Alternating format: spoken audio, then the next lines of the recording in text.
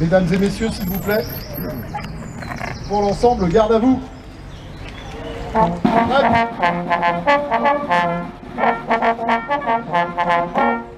Prêt pour les couleurs? Envoyez.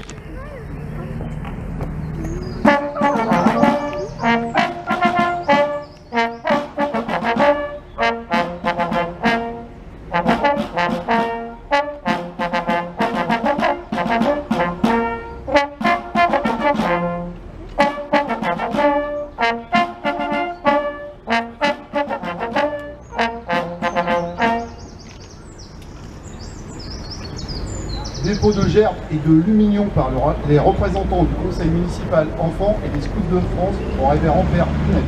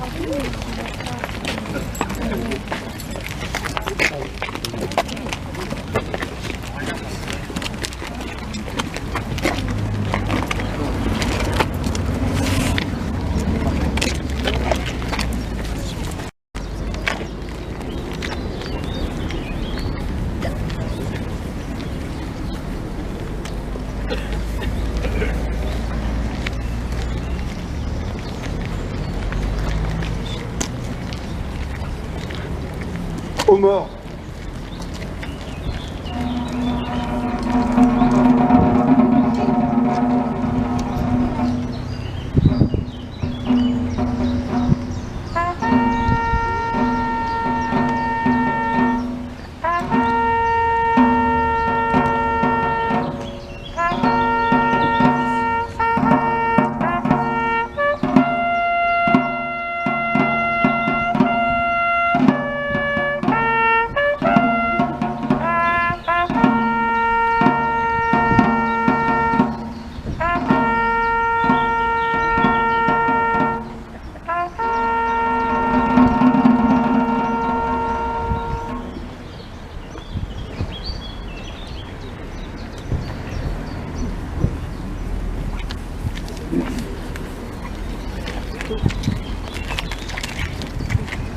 Allocution de M. Guy Boulard, président des anciens combattants.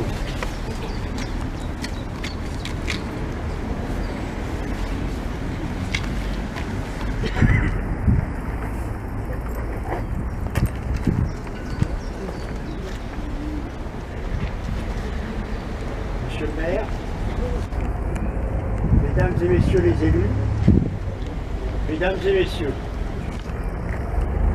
en ce jour de commémoration de la fin des combats de la Seconde Guerre mondiale en Europe, la situation qui perdure à l'Est de notre continent ne peut que nous interpeller et nous inquiéter. 77 années ont passé, les traités d'après-guerre, la décolonisation, l'effondrement du bloc soviétique, la construction d'Europe, l'émergence de nouvelles nations ont remodelé en profondeur le contexte géopolitique de cette partie du monde et généré de nouveaux antagonismes, et aujourd'hui le fait guerrier est de nouveau à nos frontières.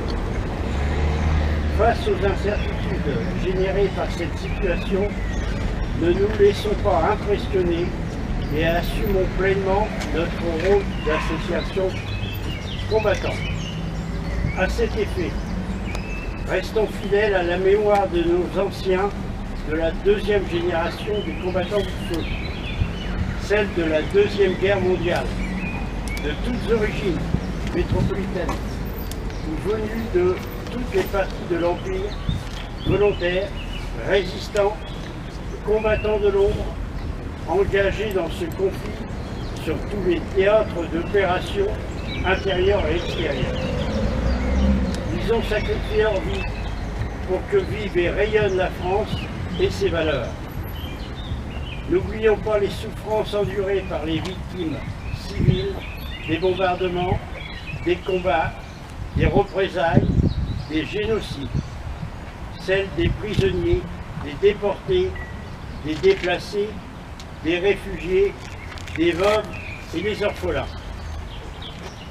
Serrons les rangs autour de nos armées, assurons-les de notre soutien moral et de notre solidarité.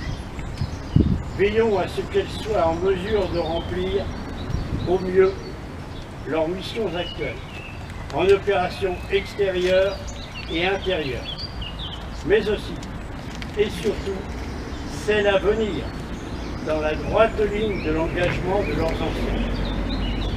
Contribuons tous, en cette période d'interrogation, au réarmement moral de notre pays, car la volonté inébranlable d'un peuple de se défendre jusqu'au sacrifice constitue une force dissuasive primordiale face à toute tentative d'agression.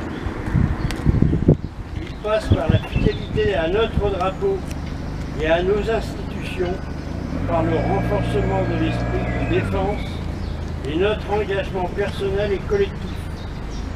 En ce terme de mémoire et d'action civique, particulièrement auprès de nos jeunes générations.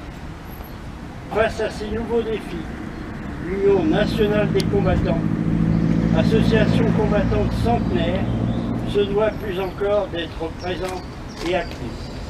Je vous remercie.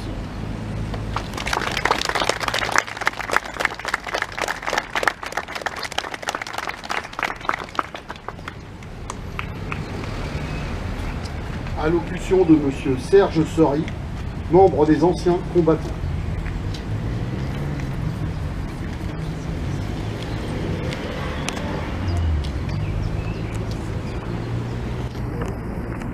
Monsieur le maire, mesdames, messieurs les élus, en mon nom et qualité, mesdames, messieurs, chers camarades, message de l'Union française des associations des combattants et de victimes de guerre du 8 mai 2022. Le 8 mai 1945, l'Allemagne nazie capitulait sans condition devant les armées alliées. Le fascisme hitlérien était vaincu. La guerre en Europe prenait fin.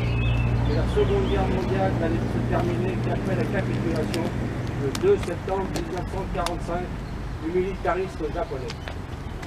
Pour ce jour de commémoration, rendons hommage aux innombrables victimes civiles et militaires des combats meurtriers, des bombardements aériens, de la captivité, de l'internement, de la déportation, des exécutions et exterminations. Rendons hommage à tous les soldats alliés et français de la métropole et des territoires d'outre-mer, aux volontaires de la résistance, à tous ceux qui sur terre, sur mer et dans les airs unirent leurs forces pour vaincre le fascisme et le nazisme. Pour l'Union française des associations de combattants et de victimes de guerre, il importe que ces pages d'histoire, faites d'événements douloureux et de moments héroïques, soient connues, comprises et partagées par tous.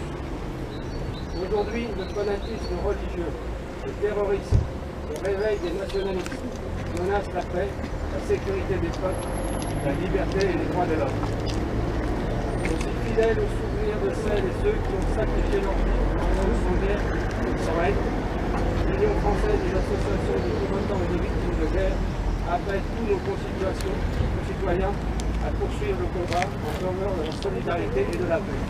Vive la République, vive la France.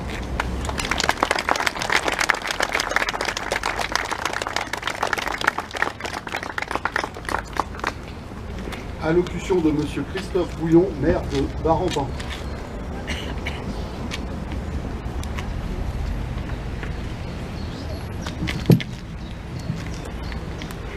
Mesdames et messieurs les élus, messieurs les représentants des anciens combattants, je voudrais saluer Guy Boulard, président de l'UNC, ici à Barentin, accompagné du président d'honneur Jean-Pierre Gros. Je voudrais saluer Serge Ferry, qui représente les des ACPG CATM. Et permettez-moi d'avoir une pensée pour notre ami Claude Foll qui est empêché aujourd'hui, à qui je souhaite bien évidemment un prompt rétablissement, et je profite de l'occasion qui m'est donnée de remercier avec les porte-drapeaux et l'ensemble des anciens combattants ici présents votre dévouement, votre engagement. Avec humilité, vous êtes présents systématiquement à nos commémorations pour entretenir ce devoir de mémoire qui est nécessaire, et on comprend aujourd'hui ce que cela veut dire, que vous l'avez rappelé chacun d'entre vous dans vos propos. Je voudrais saluer également le conseil municipal jeune. Je vais sans doute oublier quelques prénoms, vous m'en excuserez, mais j'ai reconnu Théodore, Mola, Eleanor, Suzanne, Jeanne, Léna, il manque une, je crois. En tout cas, merci de votre présence, les membres du conseil municipal jeune, car là encore, en lien d'ailleurs avec les associations des anciens combattants, vous êtes présents et vous êtes aussi un maillon essentiel de ce devoir de mémoire. C'est indispensable de cette notion même de transmission.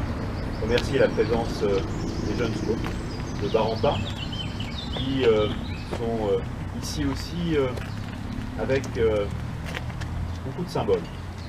Nous avons, comme nous le faisons habituellement, inauguré cette cérémonie par le dépôt de gerbes sur la stèle du Père Jacques, de Lucien Bunel. Non seulement le Père Jacques est ce qu'on appelle un juste parmi les justes, c'est-à-dire qu'il a été reconnu par Israël comme étant un homme, il y en a peu, qui ont sauvé les enfants juifs. Mais il est aussi le créateur des scouts de Barentin, et votre présence est là aussi une continuité, un rappel nécessaire de son engagement, de son dénouement.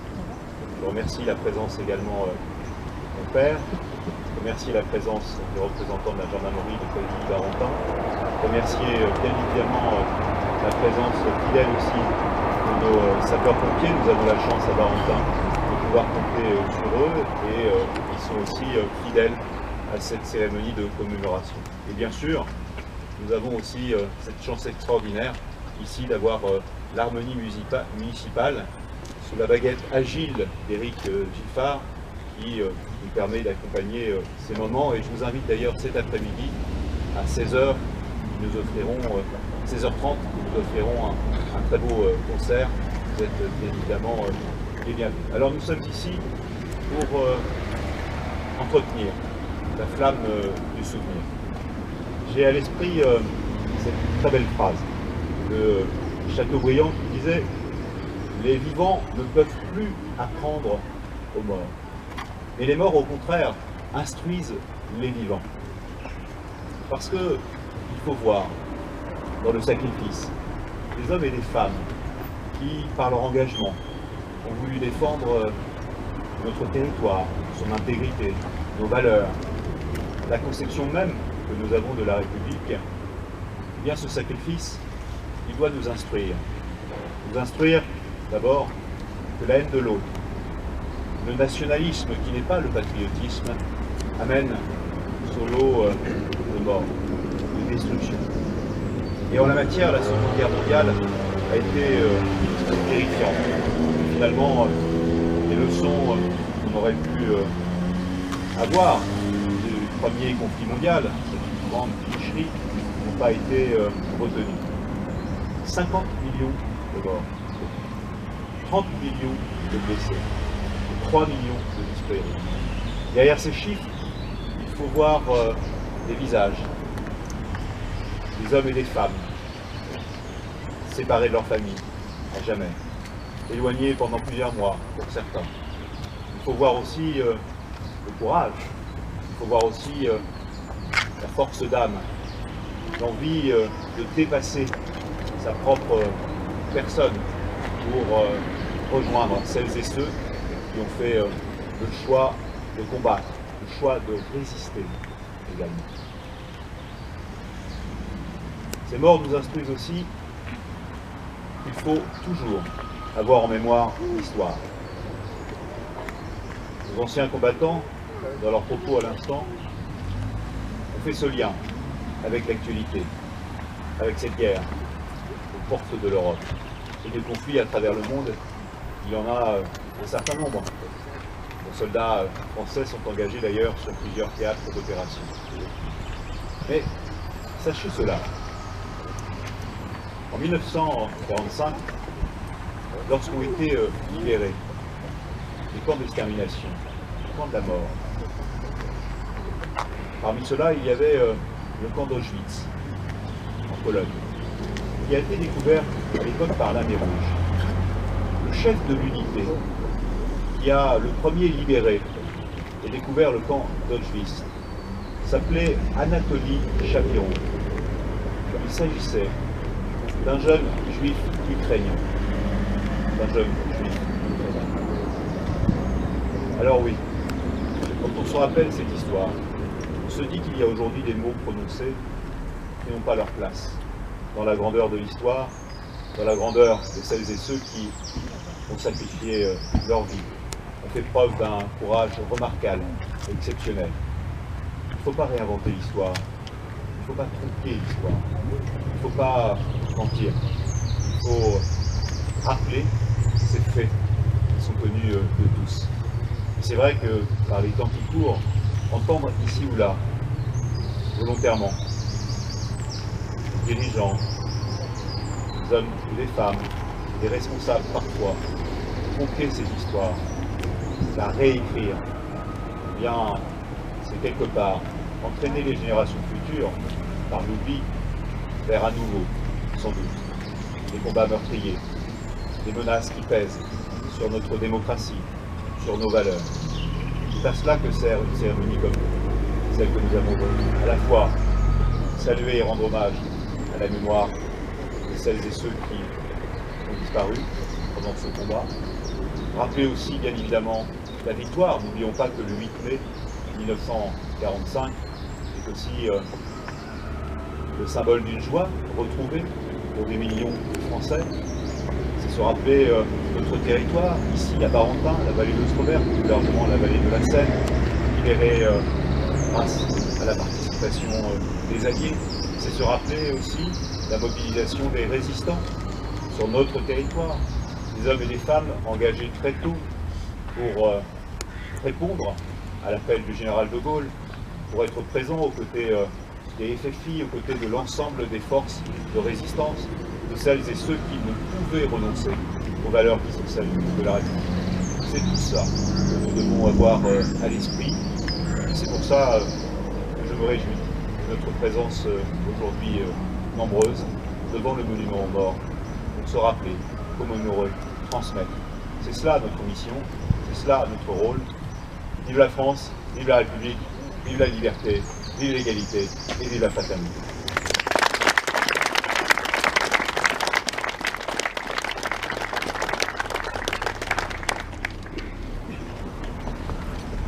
Le chant des partisans.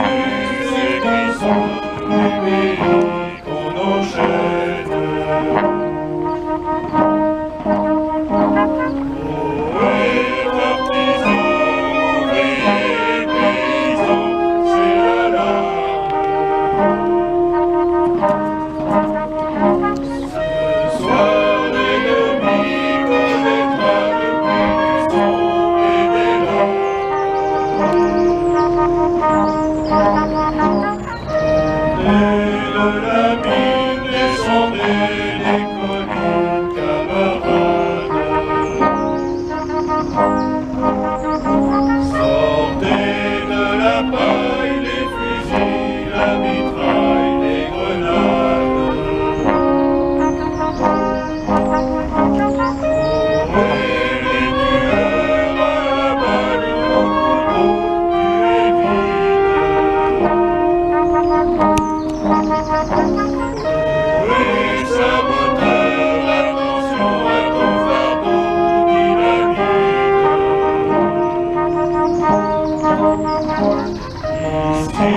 Chacun sait ce qu'il veut, ce qu'il fait quand il passe.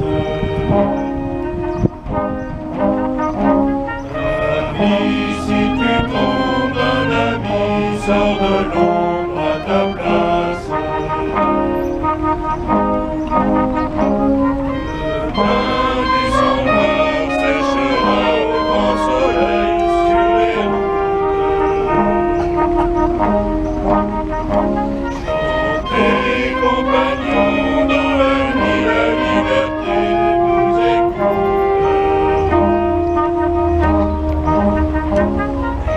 Amis, entends-tu les cris sourds des pays qu'on enchaîne?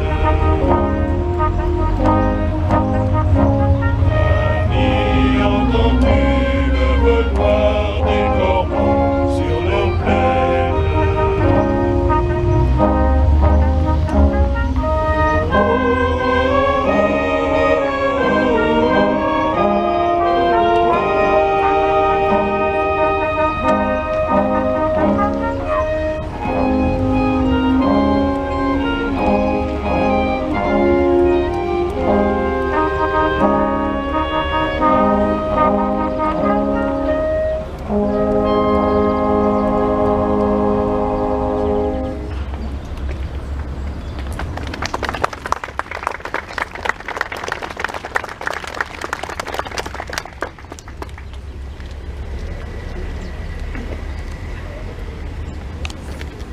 La Marseillaise.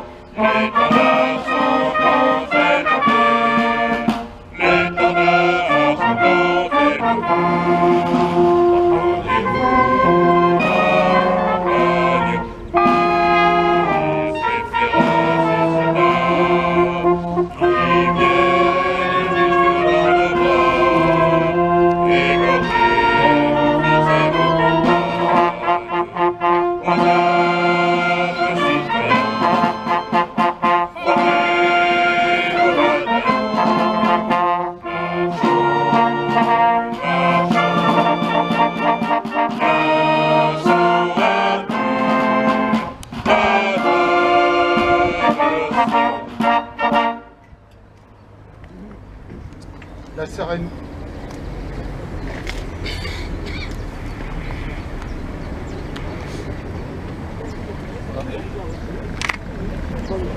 La cérémonie est maintenant terminée. À 11h45, inauguration de la fête du printemps et de la fleur par Christophe Bouillon, maire de Barentin. À 16h30, concert de l'harmonie municipale au théâtre Mondorine. Merci à tous.